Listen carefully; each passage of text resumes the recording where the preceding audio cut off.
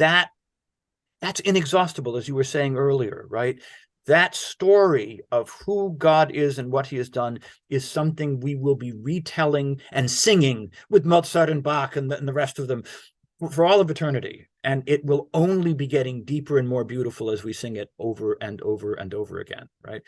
I mean, it's going to make more and more sense, and it's going to become even more our experience. We will go from, right now it's the fullness of summer, and I love to post pictures on my social media of my husband's garden and the beautiful abundance of raspberries and strawberries. So it's one thing to see them on my social media feed, but it's another thing to actually taste them, like I get to do every day. And in some ways, that's what this is. Like we have access to, honestly, an understanding of faith and an experience of faith that is real, but that is truly just barely a glimpse of what awaits us because of our finite brains and our finite minds that are going to be expanded by the Holy Spirit when we are in heaven. And all of a sudden, the Nicene Creed will make more sense than ever.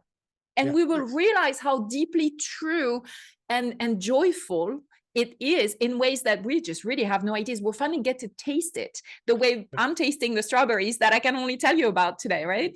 Right. You get a taste of the strawberries, and then you get to put them in strawberry shortcake, and you realize, oh, strawberries can do that, right?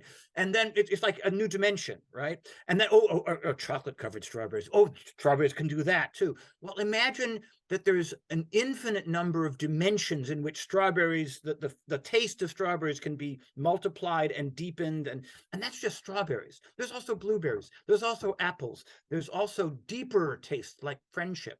Right? Imagine what friendship becomes, right? If friendship is the strawberry, what's the strawberry shortcake? What's the chocolate? Right? And it just keeps going deeper and deeper and richer and richer. And for all of eternity, it's as if, well, the music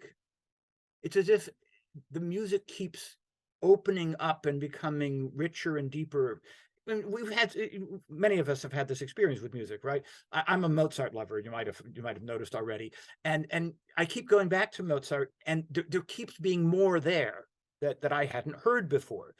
Well, in the music that God makes, the more that's there is infinite.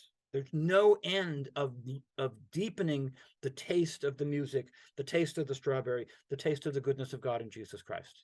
And that's exactly right, because music right now, in the universe we know, music is only the sense of hearing, but we have 4 other senses that are not involved in our experience of Mozart. But in heaven, maybe all 5 senses will be involved in our experience of Mozart. And let alone other senses we're not aware of. What if you can see? What if you can taste and touch Mozart, which we can't today? But imagine that. And all of a sudden, it's going from 2D to 3D, 4D, whatever you name it. And that's exactly the reverse process is what happens when Jesus, fully God and fully man, came to dwell, and it being incarnate, he reduced himself by remaining in the fullness of who he is. I don't understand what I just said, but that's gospel truth. Right?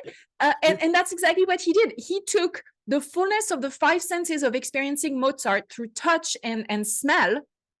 He reduced it to the sense of hearing, and that's what we see. And now we're supposed to extrapolate the fullness of Mozart through the 5 senses. When we only have Mozart through the sense of hearing, we only have Jesus through what we have seen in the Gospels, but there is so much more, and we'll get to experience all of it. Oh, this is exciting.